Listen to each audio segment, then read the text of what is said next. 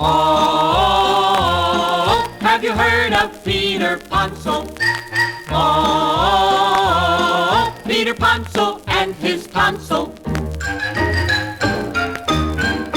Hello, kids. My name is Pete. My whole name's Peter Ponsil, and I am here to talk about the story of my tonsil.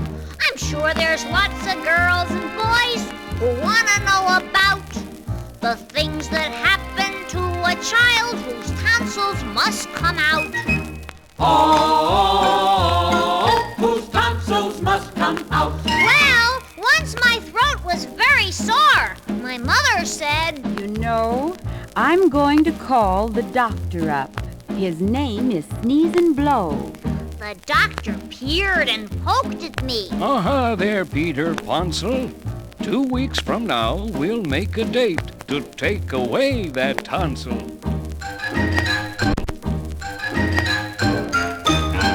I liked the doctor very much, so I was not afraid.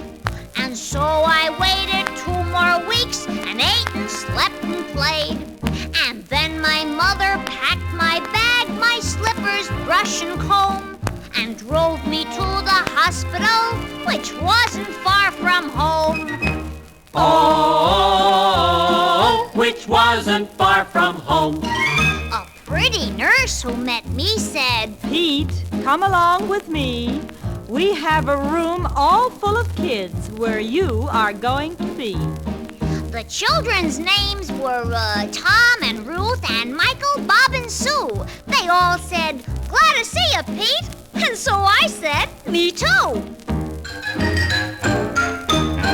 The nurse took all the temperatures and looked down all our throats and gave us short pajama tops. She called them Johnny coats.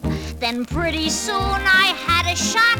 The nurse said, That's because it's the thing to make you sleepy. And sure enough, it was. Then all the mothers had to leave. They said, We'll wait for you. And every mother kissed her child. My mother kissed me too.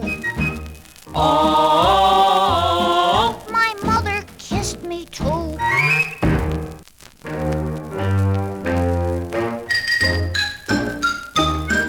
they brought a little cart on wheels and took me for a ride into a room with swinging doors. Pete was wheeled inside.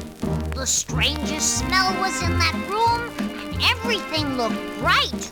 Some nurses and some men were there, and they were dressed in white.